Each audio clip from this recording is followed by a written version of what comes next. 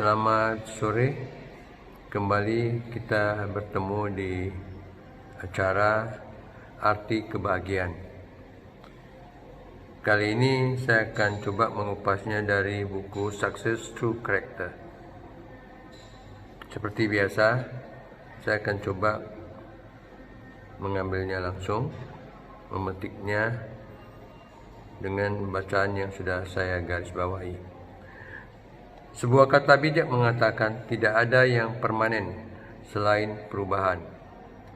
Dan tentu saja saat yang tepat untuk berubah adalah sekarang. Ini juga memiliki makna setiap kali raih peluang. Mungkin ini sekedar akronim, namun marilah kita bayangkan betapa berharganya waktu yang telah dilewati. Waktu tidak bisa dibeli dan tidak dapat didaur ulang.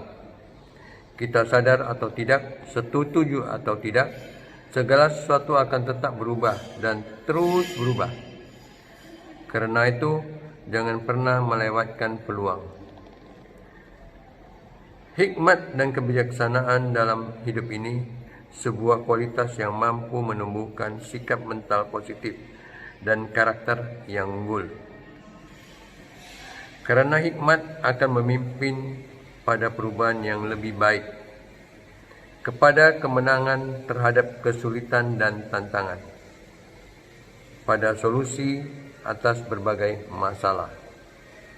Pengetahuan dan kepandaian diajarkan, keahlian dapat dilatih, tetapi hikmat diimpartasikan melalui keteladanan hidup dan proses pengalaman secara pribadi.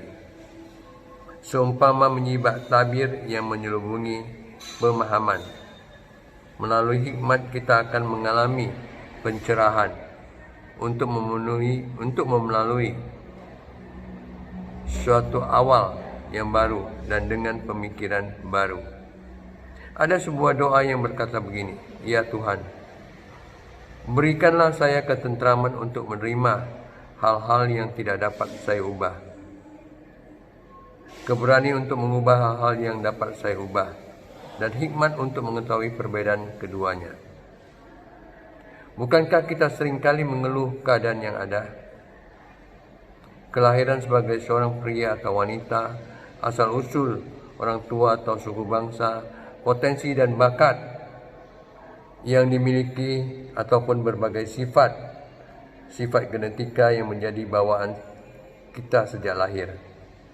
Seringkali kita merasa tidak puas dengan keadaan diri kita sendiri dan ingin menjadi seperti orang lain. Kita ingin mengubah hal-hal yang justru berada di luar otoritas dan kendali kita.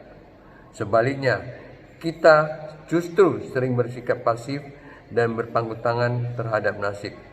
Mengapa? Karena keliru menganggap nasib sebagai takdir yang harus diterima apa adanya saja. Ratusan ribu tahun silam, sejumlah besar dinosaurus masih mendiami bumi ini. Namun, suatu ketika dalam kurun waktu yang relatif singkat, hewan raksasa itu musnah. Para ilmuwan kurang memahami sejarah jelas, tapi pada prinsipnya karena dinosaurus tidak mampu beradaptasi terhadap perubahan dan mereka mengalami kepunahan. Saat ini mungkin banyak dinosaurus di industri atau bahkan pribadi-pribadi yang terancam kehancuran karena tidak mampu menghadapi perubahan.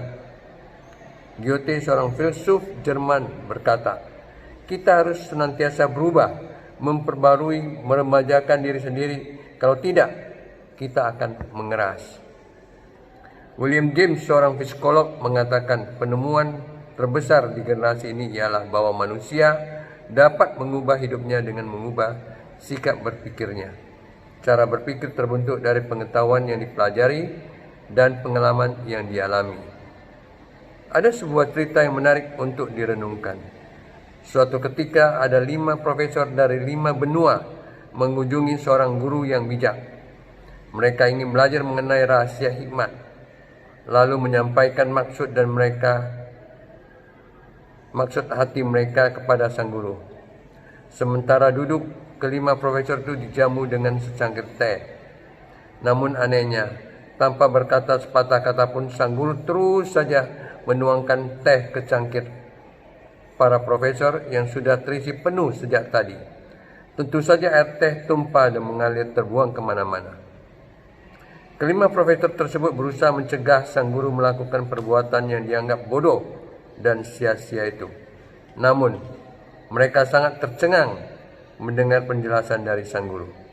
Demikianlah pula, kita tidak dapat menerima sesuatu yang baru jika telah dipenuhi dengan semua hal-hal yang lama. Itu hanya akan terbuang dengan percuma. Ada dua hal yang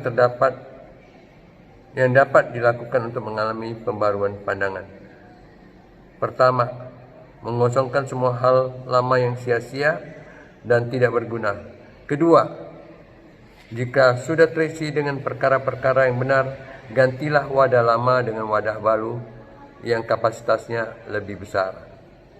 Masa depan adalah sebuah impian. Hari esok merupakan suatu permulaan baru, meskipun senantiasa masih mengandung misteri dan 1000 tanda tanya. Namun ada satu hal yang pasti, hari esok selalu ditandai dengan terbitnya fajar pagi. Selagi masih dapat disebut hari esok, itu berarti masih tersedia kesempatan bagi kita untuk memulai sesuatu awal yang baru. Suatu langkah yang harus lebih baik dari kemarin. Memulai momen awal selalu menimbulkan kegairahan tersendiri. Ada tantangan baru dan harapan yang terbersit dalam hati sanubari, memenuhi ruangan angan-angan kita. Sampai demikian perjumpaan sore ini. Kita jumpa di episode kedua. Selamat sore. Salam.